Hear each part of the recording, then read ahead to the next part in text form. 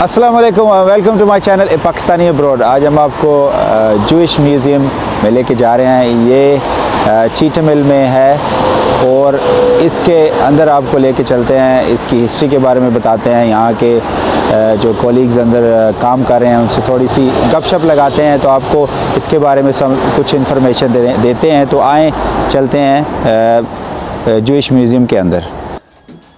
Just gonna go inside, explore myself. Yeah, thank you. I'll do a little bit. Yeah.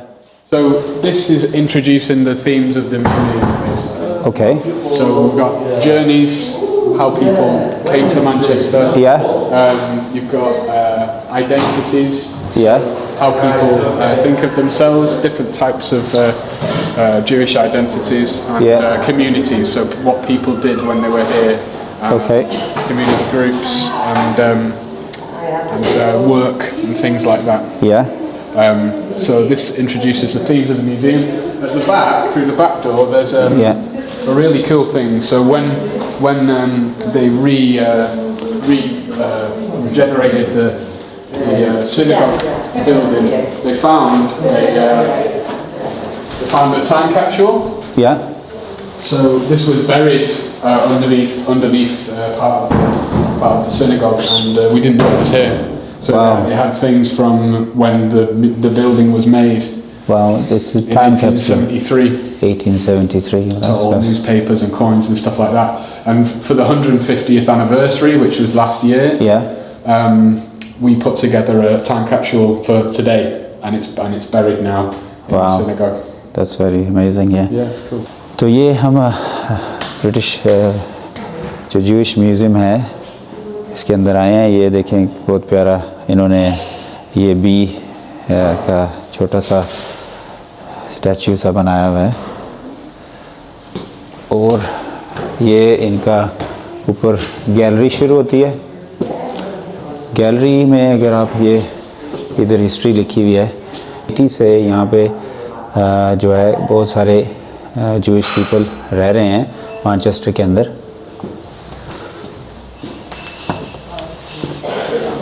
और ये देखें, ये इनकी कुछ हिस्टोरिक इधर मेरे ख्याल में रिलेटेड जूइश पीपल वो जो है ना उनकी चीज़ें पड़ी हुई हैं। मेरे ख्याल कुछ बुक्स की पेजेस पड़े हुए हैं। ये देखें स्ट्रेंजली इनकी जो इधर बुक पड़ी हुई है यहाँ पे, इसके अंदर आपको कुछ अरेबिक भी लिखी नज़र आती है। देखें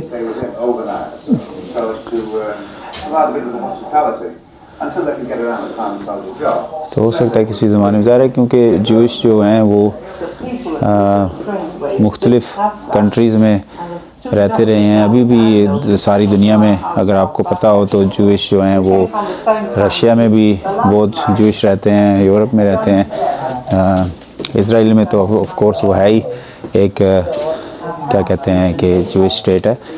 तो ये इन्होंने कुछ पुरानी चीज़ें रखी हुई हैं।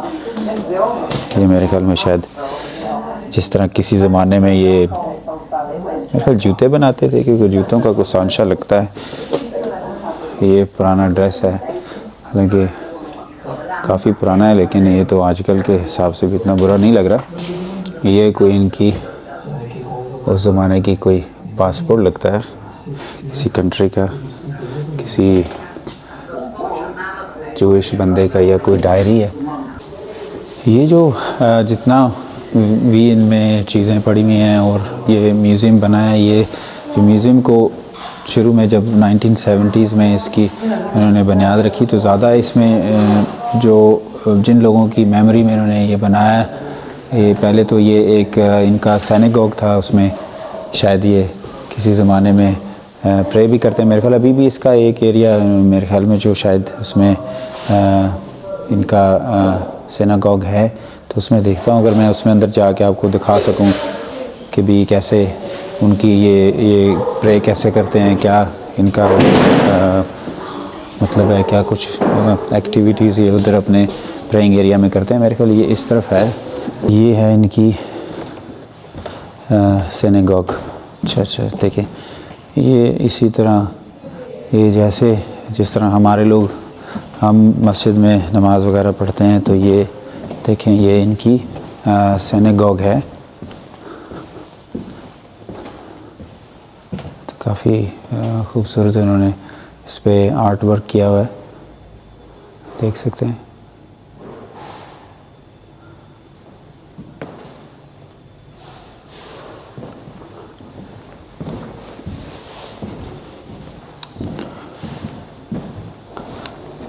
जब इधर लोग प्रे करते होंगे तो मेरे ख्याल में उस टाइम मुझे आइडिया नहीं है कि ये जूश लोग हैं, ये किस टाइम इनकी प्रे टाइम होता है, लेकिन है कि कुछ लोग अगर जब ये इधर प्रे करते हैं, अगर वो बैठ के साथ उनको सुनना भी चाहते हैं तो ये आप सुन सकते हैं।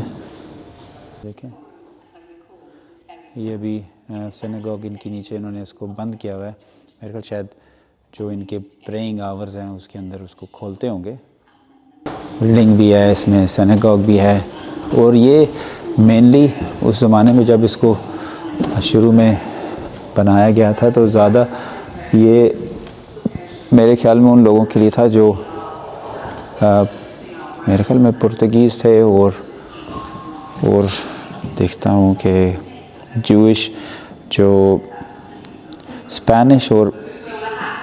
स्पेनिश और पुर्तगीज़ जो जूइश थे, उनके लिए मेरे ख्याल उनमें से ज़्यादा कम्युनिटी थी जो इधर मैनचेस्टर में मूव हुई थी, तो उन्होंने इसकी बुनियाद रखी। देखना कि ये कैसे प्रे करते हैं। मैंने लाइफ में कभी जूइश वर्शिप नहीं देखी मैंने कि वो कैसे अपनी इबादत करते हैं, तो बहुत इंटरेस्टिंग था। तो उम्मीद है आप लोगों को भी ये छोटा सा मेरा व्लॉग पसंद आया होगा। तो हमारे साथ ये एलिसन है, ये हमें सिनेगॉग के बारे में कुछ बताएंगे, तो अभी इनसे बात करते हैं। So hi Alison, so obviously my channel is in Urdu, but we can have this in English. People still understand, obviously people watch from all over the world. So would you kindly explain like when it was established, this synagogue museum, if you talk about it, please? Yeah, that's fine. Yeah. So this is the oldest synagogue building in May, and represents the Sephardic community. They are the Jews who came from the Middle East, Spain and Portugal, and settled in Manchester. About 20% of Manchester Jews are originally from the Sephardi tradition. Most Manchester Jews, however, are what we call Ashkenazi. And Ashkenazi are those who came from the old Russian Empire, from places like Poland, parts of Germany, Lithuania, the Ukraine. And they came mainly between the 1880s and 1910s and settled in the area around where this museum is, an area which is called Cheetham Hill. This present synagogue, as I said, was built in 1874. It closed as a place of worship in 1983 and became a museum the following year. It was restored 3 years ago when the extension, which you'll see later, was built. The windows, the round windows, are all original to 1874, and the other windows were put in as memorials to members of the congregation. We're standing in the ladies' gallery, which was where the women and children would sit when they attended synagogue on Friday night, Saturday morning, and on other festivals. I see. So, I am obviously myself, I was born and still practice. I'm Muslim, so I know Muslims pray 5 times a day. So how about Jewish people? Traditionally, Jewish men would come to synagogue before they went to work. So in the mornings. Early in the morning. And every day? Every day. Apart from Saturday, when on Saturday mornings was the main service here, and in any synagogue where most people will attend if they can. I see. And it is traditional in an Orthodox synagogue, which is what this is, that people would walk to the synagogue, because if they drive, that would count as work, and work is an activity which is not permitted on the Sabbath. On the Saturdays. Yes. Okay. Yeah. That's very interesting to know. So would you take us a bit of tour, like, and let's see. Yes. around? Well, I mean, you can see this is the, as I've said, is the ladies' gallery, and originally there were seats like the ones over there, all the way around here, where the women and children would sit. Yeah. So they normally don't go downstairs. Downstairs, no. The only time men sit downstairs, and ladies and kids they sit upstairs. Yes, women might, if there was a wedding, women would sit downstairs on that occasion. Yeah. But normally they would be up here with the children. Okay. And this gallery would hold about 100 women and children. Wow. Downstairs is where the men sat. Yeah. And the screen around the edge of the gallery means that if you're sitting downstairs, you're not distracted by what's going on upstairs. I see. Similarly, if you're sitting upstairs, you're not distracted from prayer by what's going on downstairs. Yeah. You can see from upstairs the main platform, or teba as it's called, Shows. Yeah. which is where the Torah scroll is read from on the Sabbath. Yeah. It would be kept in what we call the Ark, or the Ner Tamid, which is at the east end of the synagogue. The doors, which are open now because it's a museum, would normally be kept closed. That front door you're talking about, yeah? Yeah, we'll go down and I'll show you. But traditionally those doors would be kept shut and just opened on the Sabbath. Yeah.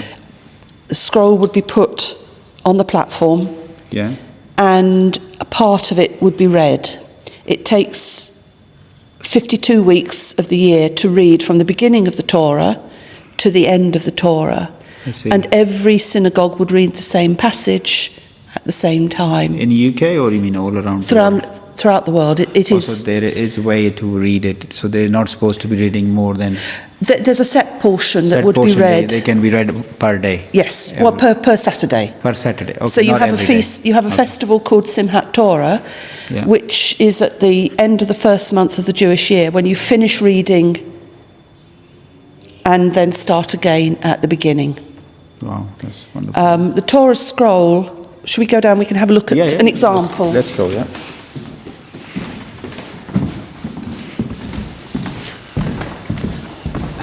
Allison अभी हमें नीचे synagogue में लेके जा रही हैं, तो वो हमें बताएंगी कि ये बता रही थी कि सैटरडेज वाले दिन ये इसको तोरा को पढ़ते हैं, और इसका कुछ पार्ट जिस तरह बाकी रिलीजन्स में है, तो ये कुछ इनके वेज़ हैं उसको तोरा को रीड करने के। ये एक ही बारी सारी नहीं पढ़ते, इसके कुछ पार्ट हैं जो ये एवरी सैटरडे को पढ़ते हैं।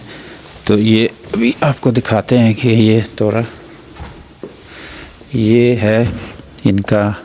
This platform is called the Teba in a Sephardi synagogue, and it is from here that the portion of the Torah would be read.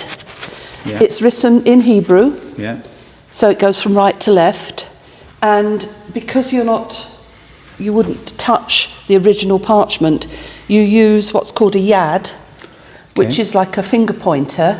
Yad is Hebrew for hand, so you would use that to keep your place as you read. And what language am I It's written in Hebrew. Hebrew, okay. So this part, all of it? This is just because we can't display the real Torah. Okay. Because it is the word of God, and you can't, as I say, touch it or anything. So we have a copy.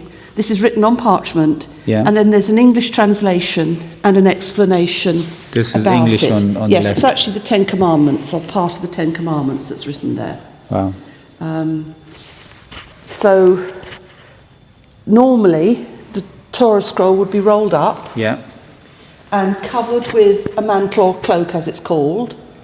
And when it's stored in the ark, it is decorated with what we call crowns and bells, so that when it's carried from the ark to where it is read, it makes a noise to alert people to what's going to happen. So the men would all sit round here. It would hold So normally it's one person. One person would be called up, yes. And the rest, they just sit around and listen. And they will have their prayer book so they can follow the text. They follow the text. Any man who has had his bar mitzvah could be called up to read the passage. Okay. But obviously the rabbi, who is the spiritual leader, would read regularly. If we go and look in the ark. Yeah, let's go, I'll follow you. On the way, I'd just point out, every man's seat has a drawer under it, because you can't nothing can be carried on the Sabbath, because that is work. That's his work. So the prayer shawl and prayer book that would be needed for the service are kept in a locked drawer. And that still happens today. Even in a modern Orthodox synagogue, you would find drawers or lockers or some way of keeping on the premises what you need for worship on the Sabbath. So we can go to see in the ark. You've got a number of Torah scrolls, or the covers for the Torah scrolls. So in each you have there would be the scroll. A scroll. Oh, just like that. So it's not complete, the one I see over there. No, that's just an example. I see. So that's very interesting. The real thing, if you unrolled it, would be the length of a football pitch. Oh wow. So it all starts off at one end, and over the year it rolls on. So it's quite difficult to carry, because traditionally the man will carry it above his head, so it's a bit lopsided at the beginning and end of the year.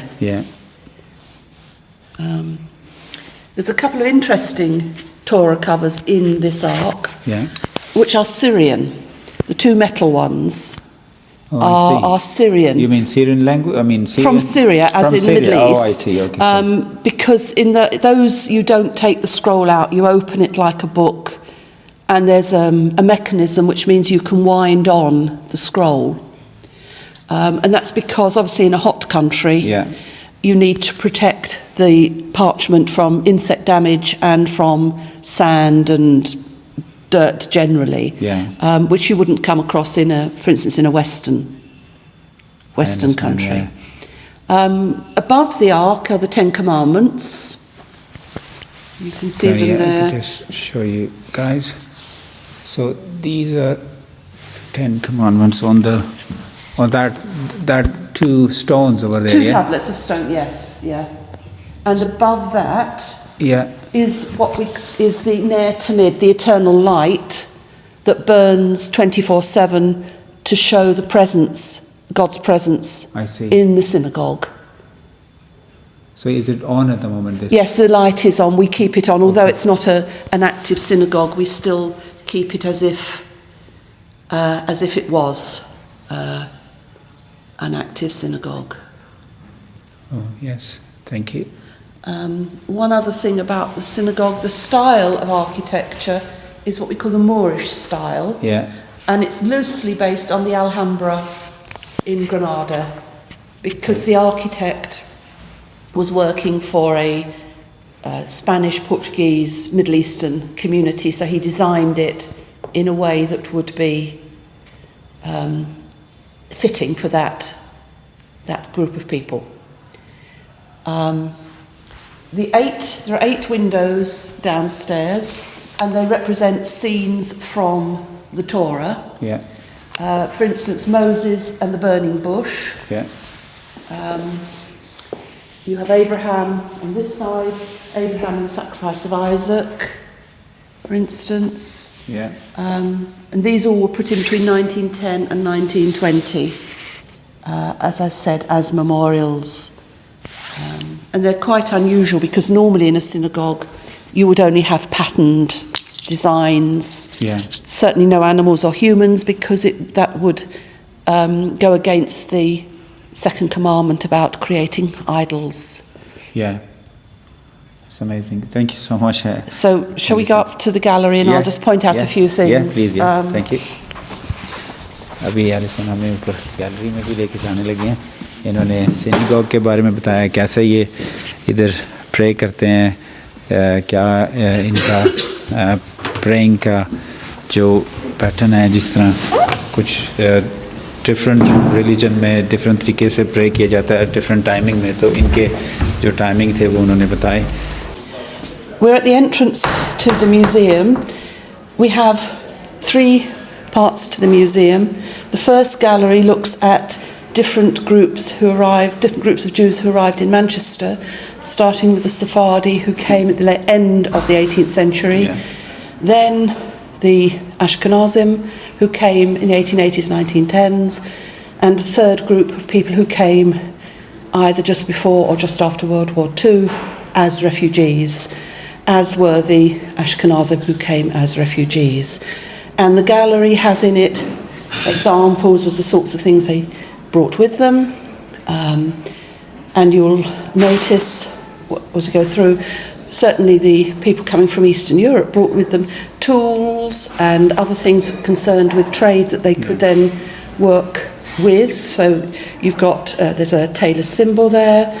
There's what's called a guttering tool, so they could clear people's gutters, cooking equipment and other things as well, which tells us what they thought would be important when to bring with them, because they were coming in a lot of cases to an unknown country to escape persecution or to escape economic distress, or possibly in the case of the Jewish men from the Russian Empire to avoid conscription in the Tsar's army, because traditionally if you were a Jewish man in that part of the Russian Pale, as we call it, you were liable to have to serve 25 years conscripted service in the Tsar's army, and technically he could keep you on for longer if he felt like that. So a variety of reasons why people came, and because there was already a small community here, they joined that community. Also, it's because it's close to the main train station, Victoria Station, which was on the main line across the country. They'd arrive by boat train, a place like Hull, get on the train, and then depending how much money they had would enable them to travel across. Ideally, they wanted to get to Liverpool to get to America.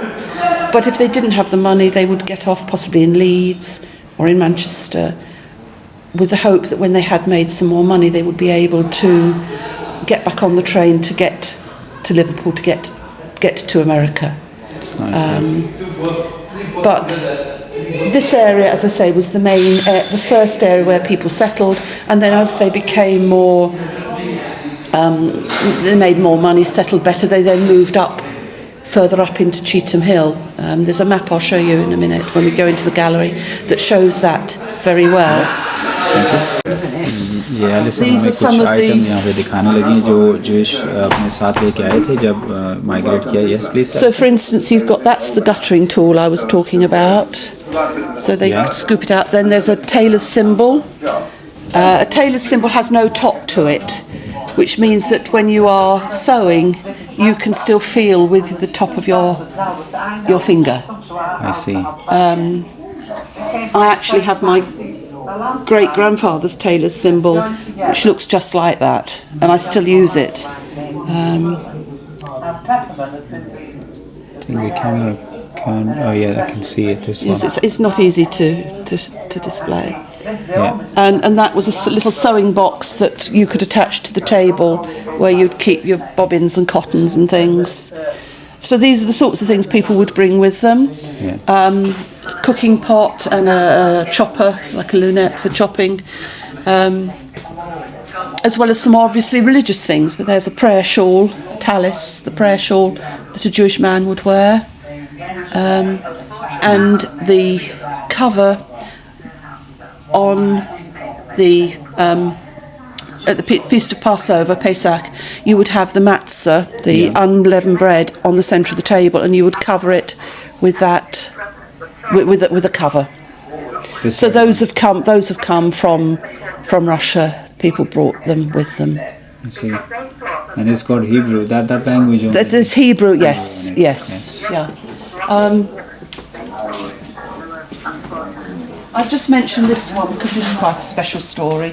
Yeah. What is it? The green are the closed, synagogues are now closed. Yeah. The orange ones show the present locations. Where Jewish people live, mostly. So a lot of those green were this area. And then, as I said, people gradually moved. Other areas of the Manchester. Yes. I mean, the Sephardi, for instance, the wealthy ones, lived in the south moved to the south of the city, to places like Altrincham and Hale. Yeah. Other synagogues were around the area. And then gradually, when the people moved, when this area was cleared and redeveloped after the Second World War, the synagogues moved to where the people moved to. Oh, I see. So, in fact, in terms of synagogue buildings now, only this where we are now, the new synagogue building and the central synagogue building are still standing. The rest have been pulled down, but the other two buildings have been converted to other uses. ये देखें, ये बहुत पुराने ज़माने का ये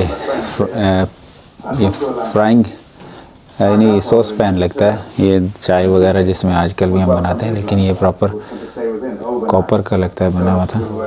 और ये कपड़े टांगने का जो ये भी मेरे ख्याल में वुड का बना है, किसका बना है। और ये कुछ पुराने ज़माने के टूल्स हैं जो कि कम्युनिटी में यूज़ होते थे उस ज़माने में। ये इनकी तोरा है। ये लैंग्वेज जो है मेरे ख्याल में इसको क्या कहते हैं, मैं अभी पढ़ के आपको बताता हूँ।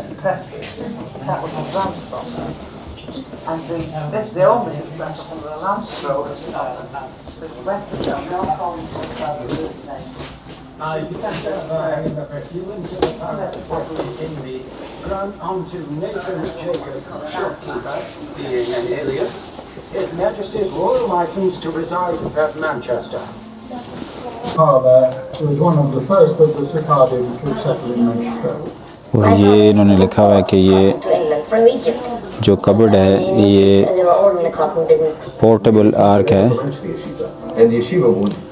ये लास्ट जो आदमी है जिसने ये यूज़ की थी जूइश कम्युनिटी में, वो 1907 में। My mother's brother was over here in Liverpool, and he kept saying, come over, it's much better.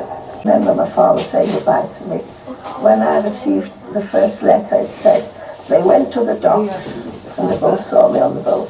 They didn't say to me, you probably couldn't face it. But people like my parents, they are too old to go. Nobody wanted them. So I came over myself. Can you imagine?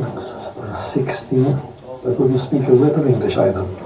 On board, they put me on the train to Manchester. Then we were told, as a group going to Manchester, who want to go to Manchester?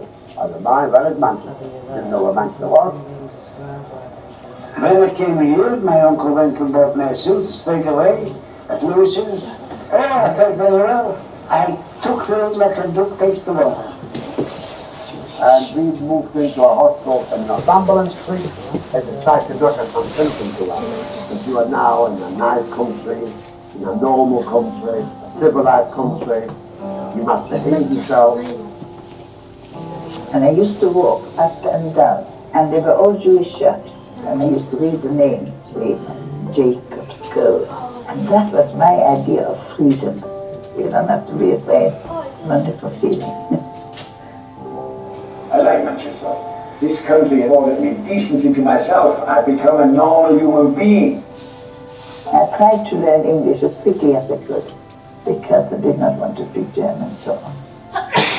Socially, people consider a refugee is a stigma. To some extent, similar to the way they look at asylum applicants today. They wanted to give me the nationality back, but I have no home to.